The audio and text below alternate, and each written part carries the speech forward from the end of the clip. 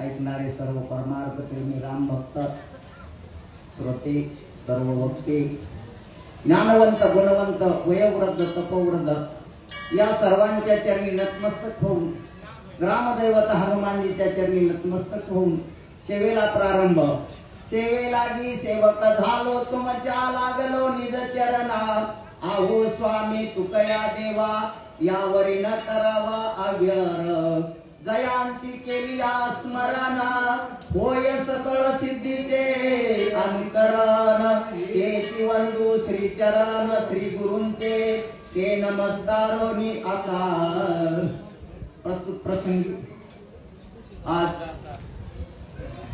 श्री हरी भक्तिपरायण दादा यांचा अभिष्ट चिंतन सोहळा आहे। या अभिष्ट चिंतन सोहळ्याचा औचित्य साधलेला आहे आणि अखंड भावार्थ रामायण कथा आहे, परंतु विशेष पर्वणी म्हणून त्या ठिकाणी शनिवार आहे आणि पुन्हा त्या ठिकाणी दादाचा अभिष्ट चिंतन सोहळा आहे। दादांना पुढील भावी जीवनामध्ये मी त्यांना मागणी इतका एवढा मोठा नाही, परंतु हनुमानजीने त्यांची जी असणारी काया शरीर आहे ते शेवटच्या क्षणापर्यंत भगवंताची सेवा करण्यासाठी आणि ज्ञान देण्यासाठी सुदृढ काया राहो एवढी हनुमानजीला मी हनुमानजीच्या चरणी प्रार्थना करतो आणि माझ्या सेवेकडे वळतो। या ठिकाणी जे असणारा राजा रावणाच्या सभेमध्ये अनेक प्रधानाने जे असणारे प्रतियुक्ती जे असणारे आपापला पराक्रम ख्याती सांगितली आणि सगळे जे असणारे वल्गना करत आहेत, परंतु त्या ठिकाणी काही सूक्ष्म माणसं असतात। तसा जो असणारा हा विभीषण जो असणारा रामभक्त आहे, भक्तिमय वातावरण ज्याच्या घरामध्ये आहे त्याला जे असणारा विवेक सहित ज्ञान जे असणारं सुचत असतं। बाकी सर्वांना जे असणारं, कारण त्यांच्याकडे वैराग्य नसतं, वैराग्य नसल्यावर ज्ञानही नसतं आणि तसं विभीषणाकडे होतं।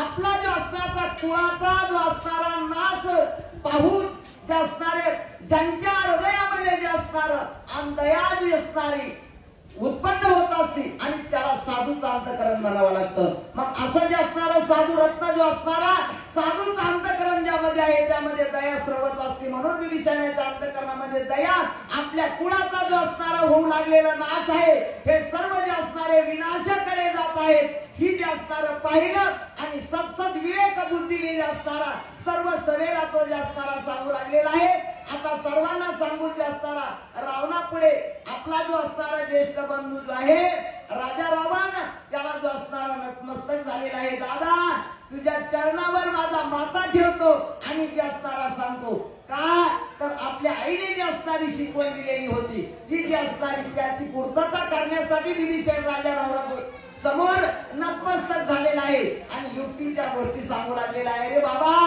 जी असणारी ही आदिमाया शक्ती जगन माता जगाची जी असणारी माता आहे आणि ती तुम्ही या ठिकाणी आणली आहे, ती जी असणाऱ्या प्रभू रामचंद्राला जी असणारी तुम्ही अर्पण करा आणि त्यातून जे असणारा परिणाम होणारा जो आहे तो आपल्या कुळाला जो असणारा जी झालेली बाधा आहे त्याच्यातून जे असणारा निर्मुक्त होऊन आपलं कुळ जे असणारं सुखाने नांदणार आहे की जेणेकरून तुम्ही सीताराम अर्पण करावी अशी माझी सत्सद विवेक जी असणारी इच्छा आहे असा विभीषण राजा रावणासमोर बोलत आहे। तुझं सहावया नाही पुरुषार्थ कर्वे प्राणव्यांची सिव्यार्थ सत्य वचनार्थ तुझ्या संगती असणारा एवढा पुरुषार्थ नाही आणि जर पुरुषार्थ असता तर एकच जे असणारं वानर लंकेमध्ये आलेलं होतं, सगळ्या सभेला अंधकारमय केलं, सगळी सभा जी असणारी दुःखमय केली, गाजून टाकली आणि जे असणारा सगळी लंका नगर जाळून एकटं गेलं, त्यावेळेस तुझा पुरुषार्थ कुठे गेला होता। आणि आता तर भगवंत जो असणारा जगाचा मालक आहे आणि त्याचे जर बाण या ठिकाणी आले तर त्यावेळेस तुम्हाला कोणीही सहाय्य करू शकत नाही। फक्त सहाय्य करणारा जो असणारा जगतामध्ये एकच आहे, तो जो असणारा परब्रह्म भगवान जो असणारा आहे, दुसरं कोणीही आपल्याला सोडवित नाही। फक्त जो असणारा भगवंतच त्या ठिकाणी तारक आहे आणि म्हणून जे असणारा सगळ्यांनी त्याची भक्ती करायची, अनन्य भावाने शरण जायचं। तसाच या ठिकाणी विभीषण सुद्धा सांगू लागलेला आहे, तुम्ही त्यांचे बाण जर आले तर कुणीही काही करू शकणार नाही, म्हणून अनन्य भावाने तुम्ही भगवंताला शरण जा, त्याची सीता तुम्ही अर्पण करा असा सल्ला देऊ लागलेला आहे. तैसे तुझा नाही शस्त्र बळा करिता श्रीरामासी सरे रणविकाळ परसी हे रावणा हे दादा या ठिकाणी तू विनाकारण भगवान प्रभू रामचंद्राबरोबर विरोध करू नको, सळ करू नको. विनाकारण या ठिकाणी ज्यांना बरोबर असणारं शत्रुत्व या ठिकाणी पत्करून आपला जो असणारा कुळाचा नाश करून घेऊन पाहत आहेत, त्याच्यामुळे मी पुन्हा पुन्हा विनंती करतो बाबा या ठिकाणी काही एक उपयोग नाही.